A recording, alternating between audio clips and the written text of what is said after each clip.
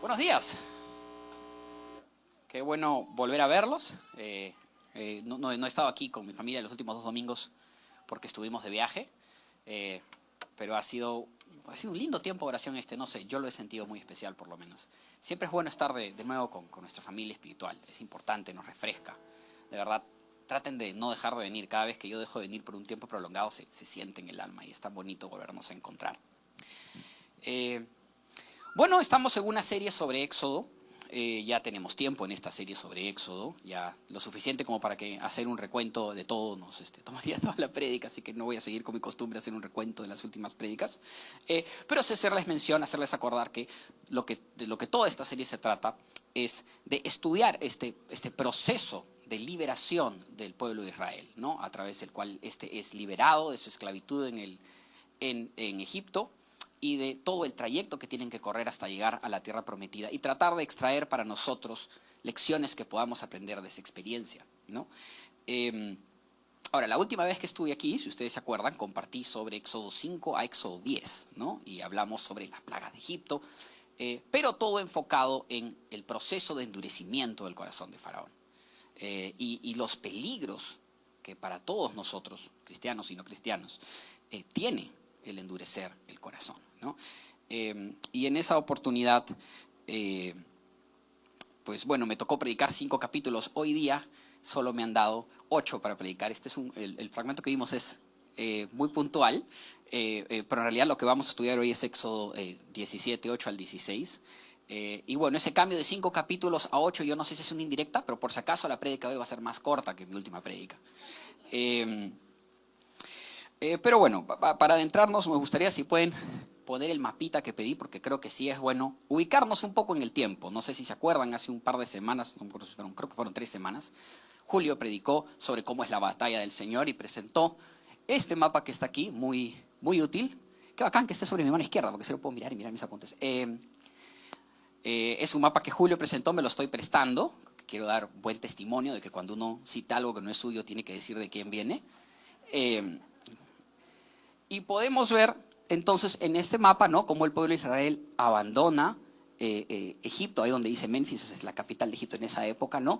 Y va a recorrer lo que pues hemos venido viendo a lo largo de las últimas semanas, ¿no? Ahí viene una vez que salen del desierto, y luego Faraón cambia de opinión, sale en su persecución y Dios los protege primero con una columna de fuego, ¿no?, que va delante de ellos. Luego cuando Faraón empieza la persecución, esa columna de fuego pasa hacia atrás a la retaguardia para proteger la retaguardia, ¿no? Y vamos a ver a lo largo de todos esos capítulos, el 13, el 14, el 15, el 16 de Éxodo, la misma dinámica, ¿no? Los israelitas se enfrentan a una gran dificultad. Primero los persigue Faraón, luego los ejércitos de Faraón los arrinconan cerca del Mar Rojo, y la reacción siempre es la misma, ¿no? ¿Por qué, Señor, nos has sacado de Egipto para morir terriblemente debajo de los carros del faraón, ¿no? Y Dios al final siempre muestra su mano y los libera, ¿no? Y lo mismo va a pasar luego de cruzar el Mar Rojo. Van a llegar a las aguas de Mara, luego van a cruzar hacia el desierto del Sin. Esto ya lo vimos con Willer hace 2 semanas, ¿no? Y va a ser la misma dinámica, ¿verdad?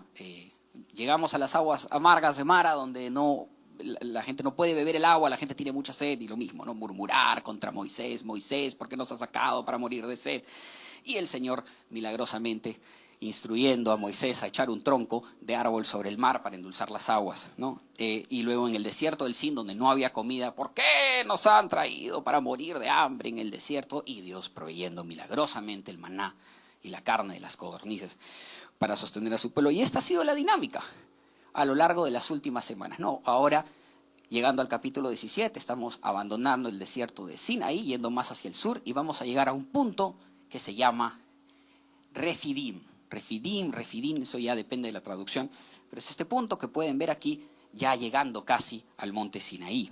Y en el capítulo 17, que es donde abrimos la primera parte del capítulo 17, cuenta otra historia sobre Dios proveyendo milagrosamente agua, ¿no? El pueblo de Israel sale del desierto del Sin, tiene sed, y de nuevo lo mismo, ¿no?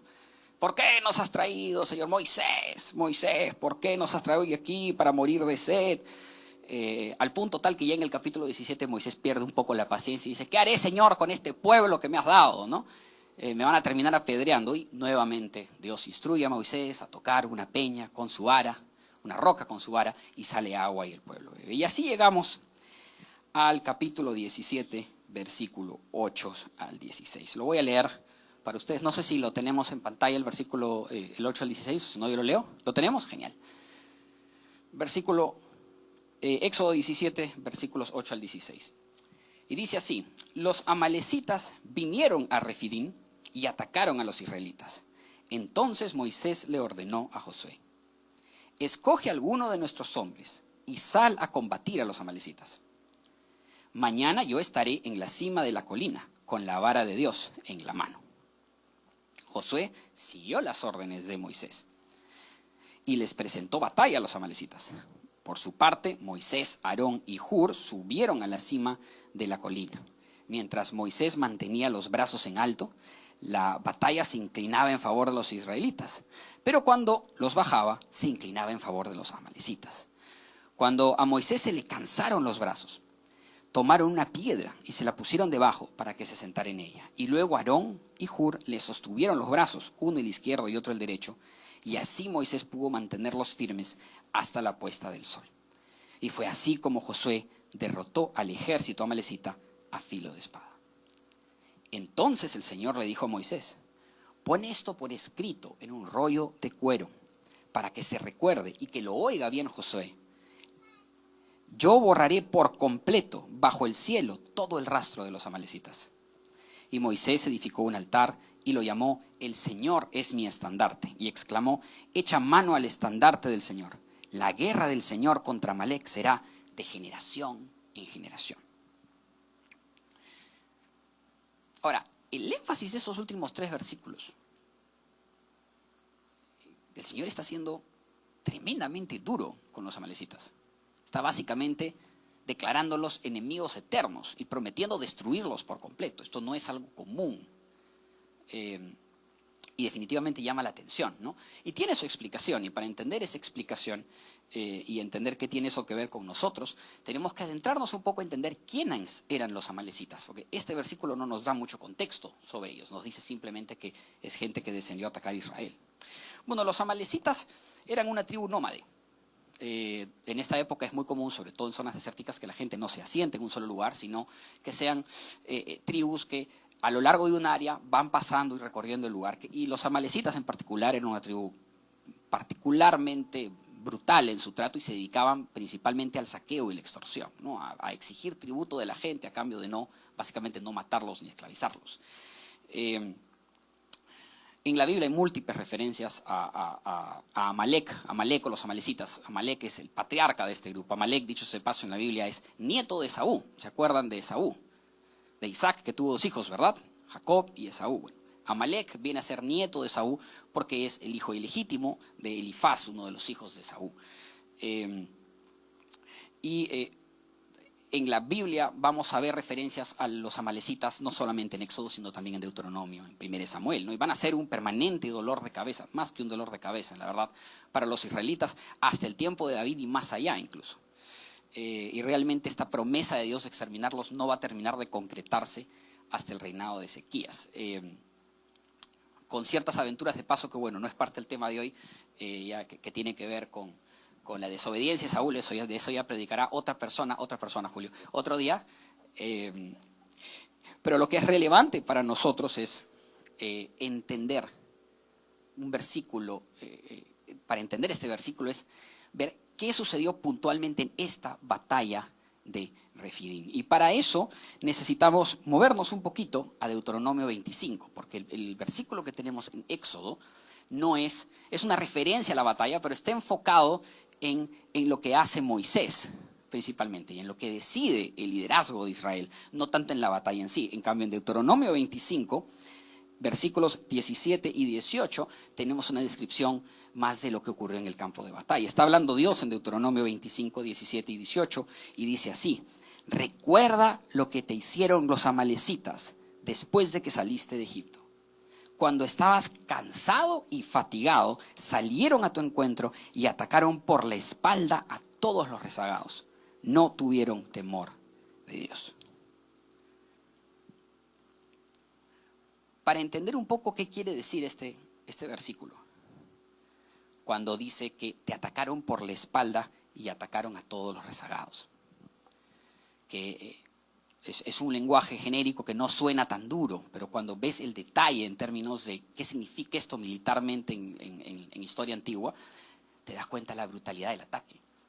En una columna, normalmente en esa época, de gente que viaja, los viajes en esta época, y realmente a lo largo de toda la historia de la humanidad hasta hace muy poco, significaban muchísimo riesgo. Uno cuando viajaba estaba tremendamente vulnerable. A lo largo de la historia, antes no existían policía de carreteras, iluminación. Cuando uno saliera, la ley de la jungla. Entonces, cuando la gente viajaba, se organizaba para protegerse. Y lo que solía hacer es, tú ponías a la gente más fuerte, capaz de asegurar la seguridad de los demás, adelante. Porque cualquier peligro siempre iba a estar adelante. Los lugares que están atrás tuyo ya pasaste por ellos. Difícil que vaya a haber alguien que no hayas visto ya. Y tú ponías a la gente más vulnerable detrás. ¿Quién va detrás?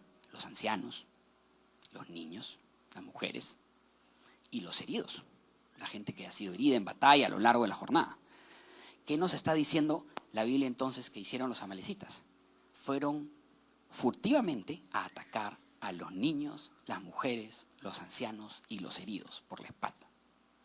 Sin provocación. Los israelitas no habían hecho nada, se habían dedicado simplemente a viajar. Ya me sacaron la imagen, pero ustedes tienen la imagen anterior seguramente en el recuerdo. Simplemente estaban viajando, ¿no? Entonces, es importante tener en cuenta ese detalle para entender por qué la reacción de Dios contra los amalecitas es tan fuerte. Y la razón por la que es importante para nosotros, hoy, en nuestro tiempo, es porque hay que entender que así como los israelitas tenían en los amalecitas a un pueblo que estaba apartado de Dios, que decidió convertirse en el enemigo mortal de Israel, porque como digo, este no va a ser el último enfrentamiento que los israelitas van a tener con los amalecitas, ¿no? Y que muestra una brutalidad y una crueldad especial con Israel, enfrentándose no en términos militares normales, ¿no? Sino yendo a destruir a la gente más vulnerable, tratando básicamente de exterminar al pueblo de Israel. Nosotros tenemos un enemigo parecido al que Israel tenía. Así como el pueblo de Israel tenía este enemigo mortal, nosotros tenemos un enemigo mortal que nos ataca por la espalda, donde estamos vulnerables y que nos ha jurado hostilidad eterna: Satanás.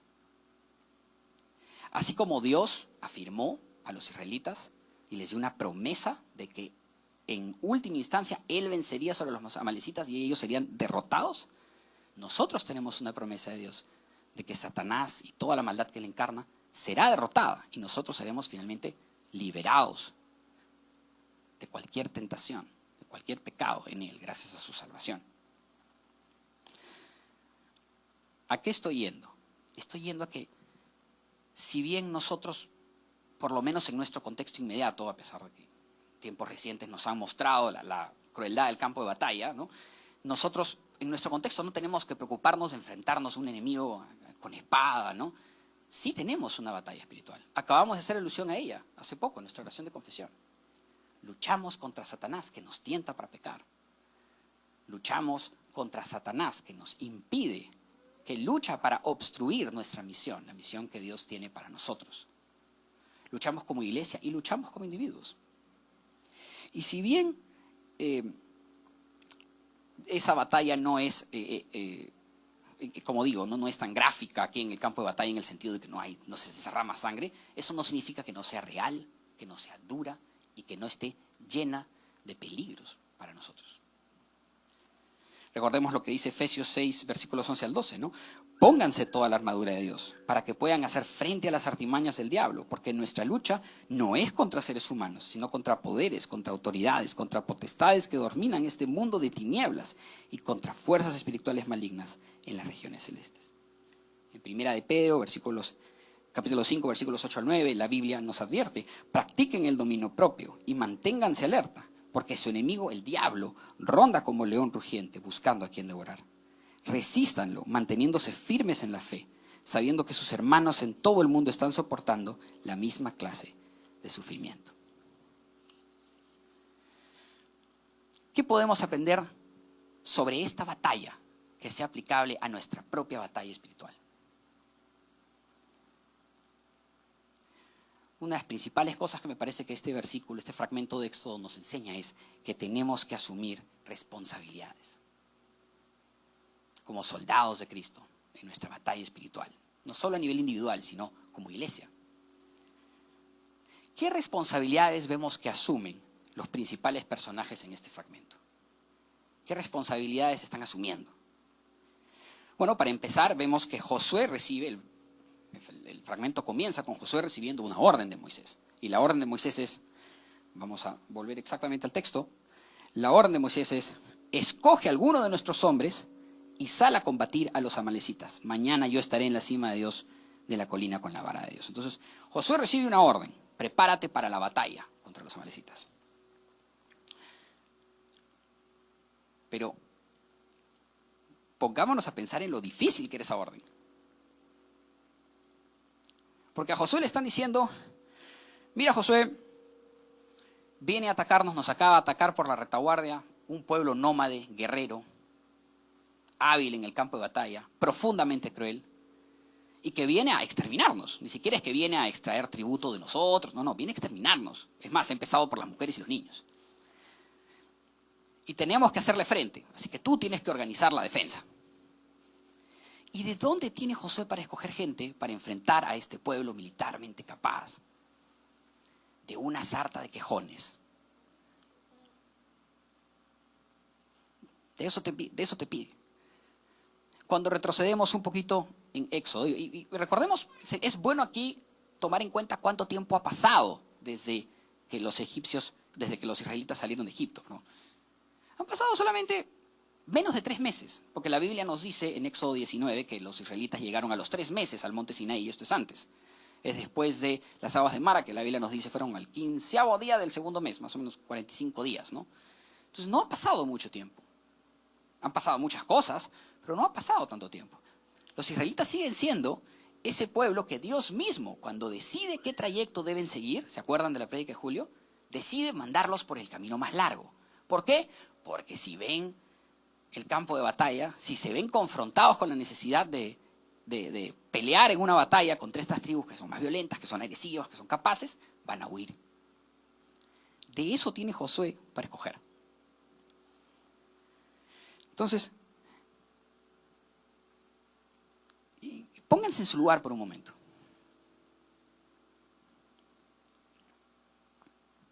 Es un reto bien difícil. Y sin embargo, la Biblia dice que Josué no ofreció ningún argumento, no cuestionó nada. Simplemente puso su confianza en Dios y obedeció. En el versículo siguiente se muestra ya a Josué combatiendo en el campo de batalla con Moisés en los cielos, en la colina levantando los brazos hacia el cielo. Nuestra principal responsabilidad en la batalla espiritual es ser como Josué, confiar en Dios y obedecerle. Tener confianza en Dios y obedecerle. Porque ambas cosas son inseparables. Para confiar en Dios, le tienes que obedecer. Confiamos en Dios cuando las cosas se ponen difíciles, cuando Él nos pone en una situación donde tenemos que enfrentar dificultad o peligro. Porque no es fácil. Incluso en una situación tan difícil como esta, pelea contra este pueblo experto, con esta sarta de gente que no tiene preparación y que lleva ya 3 meses seguidos quejándose de cada oportunidad, ¿no? Exigiendo, Moisés, ¿por qué nos vamos a morir de sed? Moisés, ¿por qué haces esto? Nos vamos a morir de hambre. Moisés, ¿por qué haces esto? Faraón nos va a matar. Vacancia Moisés, vacancia Aarón. Hashtag que se vayan todos, ¿no? Esos son tus soldados. Yo me pongo a pensar en momentos de mi propia vida donde Dios me ha pedido que tenga confianza en Él y que le obedezca. Y mi récord no es intacto, invicto no estoy. Es difícil a veces. Yo trabajo en una distribuidora de equipamiento médico, un negocio familiar que Dios nos ha bendecido a lo largo de los años que tenemos desde mi abuelo. Y en la empresa tenemos muy en cuenta que en la empresa, al hacer nuestros negocios, también enfrentamos una batalla espiritual. Porque Dios nos ha dado órdenes sobre cómo llevar a cabo nuestro negocio. Y competimos muchas veces contra otras empresas que no ven la necesidad de seguir esas órdenes o de actuar de la misma manera. Lo sentimos cuando participamos en licitaciones públicas, donde no podemos hacer las cosas que Dios nos ha dicho, eso no hagas. Y a veces perdemos teniendo el mejor precio y el mejor equipo, porque nos negamos a hacer las cosas que Dios nos dice que no hagamos.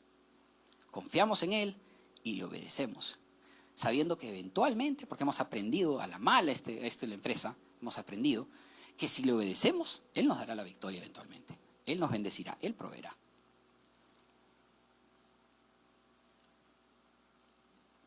Los negocios no son el único campo donde uno muestra su confianza en Dios en medio de la batalla espiritual, ¿no? En la iglesia también es importante. Porque como iglesia cada vez enfrentamos más oposición y una reacción más hostil de la comunidad que nos rodea. Esa es la realidad. Yo lo experimentaba mucho cuando hacíamos cruzadas evangelísticas en universidades. Universidades que no te quieren abrir la puerta. Universidades que no te quieren dejar hablar de tal o cual tema porque ofendes. Porque la ética sexual cristiana es ofensiva, intolerante.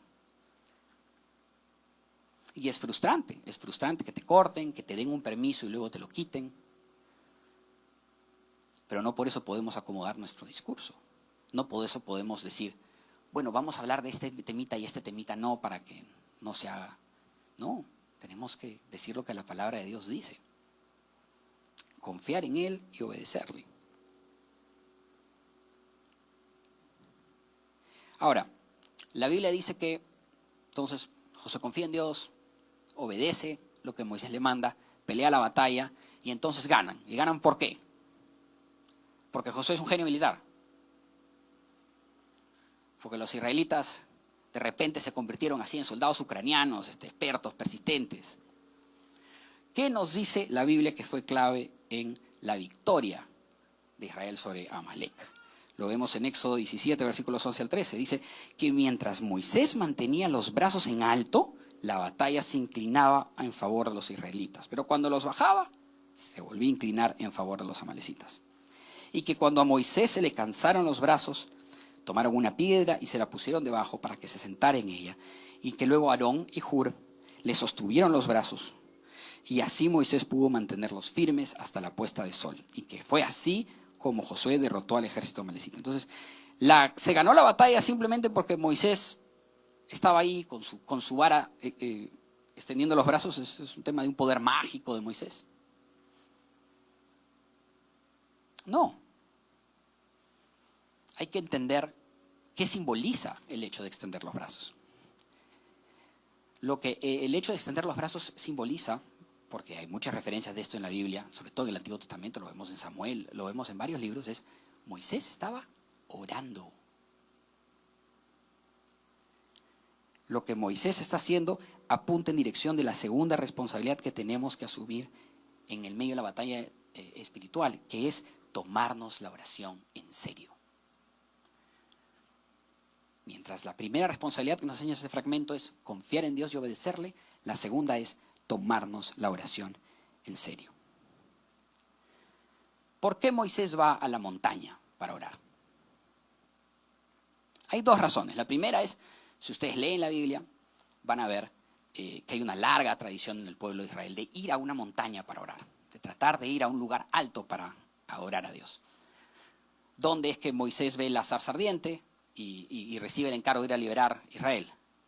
En el monte Sinaí, en un monte, donde recibe, bueno, eso ya, nos estamos adelantando un poquito al capítulo 19, 20, pero donde recibe las tablas y los 10 mandamientos, en el monte Sinaí. Los evangelios, ¿dónde iba el Señor Jesús a orar? ¿Dónde le gustaba ir a orar? A los lugares altos. Vemos en Lucas referencias a cómo el Señor le gustaba orar en el monte de los Olivos. Hay más referencias de que Él sube a un monte, sin precisar exactamente un nombre, a orar. ¿Dónde ocurre la transfiguración? ¿Se acuerdan de la transfiguración? Ese momento en donde Pedro, me parece que son Pedro, Jacobo y Juan, suben con Jesús a un monte. Todos los evangelios, los tres sinópticos, Mateo, Marcos y Lucas, coinciden todos en que fueron a una montaña. Y en la montaña se aparecen a la derecha e izquierda de Jesús Elías y justamente Moisés. Y ellos ven esta transfiguración de su cuerpo glorificado y luego Jesús les pide que no le digan nada a nadie, que esta es una confirmación de que Jesús es el Mesías prometido, ¿no? Y esto ocurre también en una montaña. Entonces, hay que entender ese simbolismo de buscar el lugar alto para acercarse a Dios. Pero hay una segunda razón más poderosa por la que Moisés sube una colina. Bastante más práctica, pero bastante más poderosa también. Moisés sube a orar en una colina porque quiere que el pueblo de Israel lo mire orando. Tanto la gente que combate como la gente que no está combatiendo y está ahí esperando el resultado de la batalla. ¿Y por qué quiere que lo miren? Para que le tomen fotos. Es Instagramer, Moisés. No, quiere que lo miren porque quiere que finalmente el pueblo de Israel, que viene quejándose hace meses, finalmente entienda que la victoria en la batalla la da Dios. No se ganan las batallas simplemente con buena estrategia.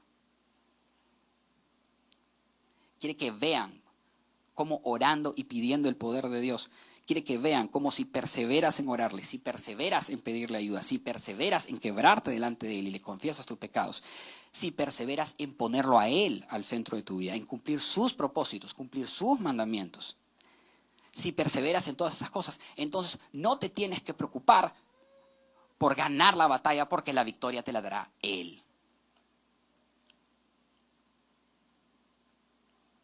Este versículo de Moisés extendiendo los brazos sobre el campo de batalla y obteniendo la victoria gracias a Jesús debe ser la referencia más explícita en la Biblia al poder de la oración. ¿Cómo está tu vida de oración? ¿Cuán en serio te tomas orar? Cuando aparece un obstáculo difícil en tu vida, cuando aparece una crisis importante en tu vida, ¿qué es lo primero que haces?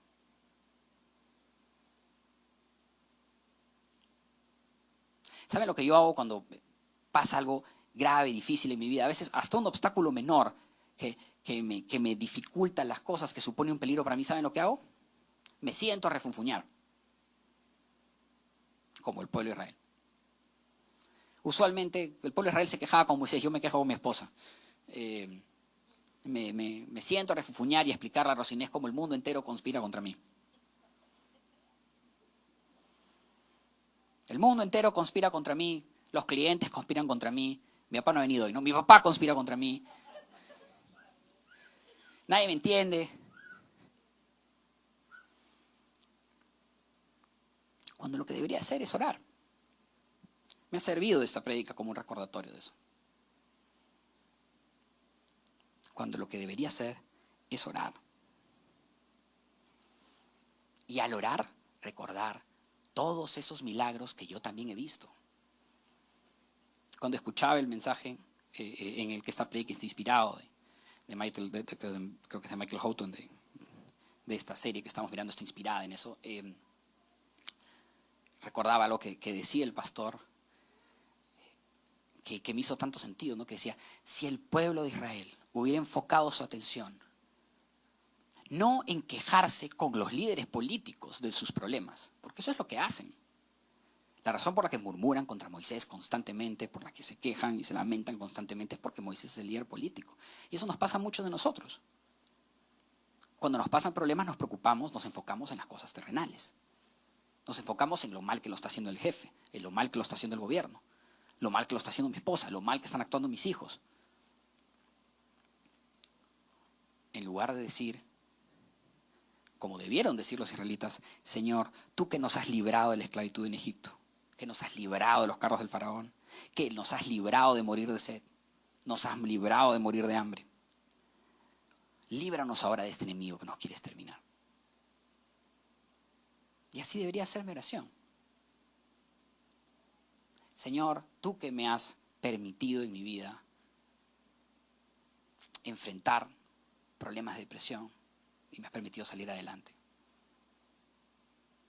Tú que me has permitido en mi vida enfrentar problemas de relacionamiento y lograr casarme, Señor, tener hijos maravillosos a los que amo, cumplir esos deseos de mi corazón, Señor. Tú, Señor, en nuestro negocio, que tantas veces nos has dado la victoria, que nos has bendecido, que nos has permitido siempre tener provisión para nosotros, para nuestra familia, que nos has permitido siempre pagar a nuestros empleados y permitir que ellos también tengan un sustento, Señor. Ayúdame ahora también en esta batalla que parece tan difícil. No es fácil porque uno se abruma con las circunstancias. La Biblia dice que estamos llamados a recorrer un camino estrecho y a veces es tan estrecho que un gordito como yo parece que no pasa. Yo sé, se siente. No estoy diciendo que sea posible o mejor ponerlo así, que no sea normal que te abrumes por un momento. El mismo Señor, la ansiedad en el huerto de Getsemaní lo abrumó y lloró lágrimas de sangre, pero las lloró orando.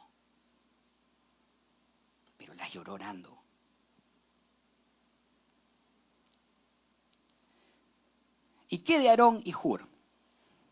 Que la Biblia dice que ayudaron a Moisés a mantener sus brazos en alto y pusieron una piedra debajo de él para que se siente, para que cuando Moisés ya literalmente desfallecía, se agotaba del esfuerzo de orar con los brazos extendidos para apoyarlo. ¿Qué responsabilidad podemos extraer de eso que debemos asumir? Que todas nuestras oraciones no pueden ser solo por nosotros, pues. ¿Cuán en serio nos tomamos el orar por los demás? ¿Lo hacemos realmente con convicción? Escuchando el material en que está inspirado esta prédica, me gustó mucho un ejemplo que el pastor que dijo, hace poco estuve en un grupo pequeño, un grupo de oración, y había una persona que no tenía empleo hace meses. Estas prédicas, de hecho de paso, son de los años 80, el año 82 creo. Increíble cómo la palabra de Dios es la misma, no importa qué contexto vivas. El mundo era muy diferente hace 40 años, pero se aplica perfectamente en nuestro tiempo también, ¿no? Y él daba un ejemplo de cómo en los 80, que fue una época muy difícil en Inglaterra, donde está contextualizado esta prédica y había mucho desempleo, había una persona, un grupo de oración que no conseguía empleo hace mucho tiempo y ya se les iban a acabar los beneficios que reciben del gobierno incluso, ¿no? Y que su grupo en casa se dedicó a orar por él, pero con convicción. Y decidieron no dejar de orar y no dejar de orar y no dejar de hacer el tema de orar por su empleo un tema central del grupo hasta que consiguió un empleo. ¿Oramos así nosotros? Yo a veces siento que la tecnología nos juega malas pasadas en eso. Porque yo debo confesarles que alguna vez he visto un pedido de oración de ustedes y he puesto orando por eso en WhatsApp y ahí quedó. Nada personal, simplemente en las cosas del día me olvidé. Y no debería olvidarme. Cuando nuestro hermano, nuestra hermana que está afligido, que ha orado desesperadamente por Dios, ya no puede más. Somos esos hermanos, esa familia que le levanta los brazos y persiste con nuestra propia oración.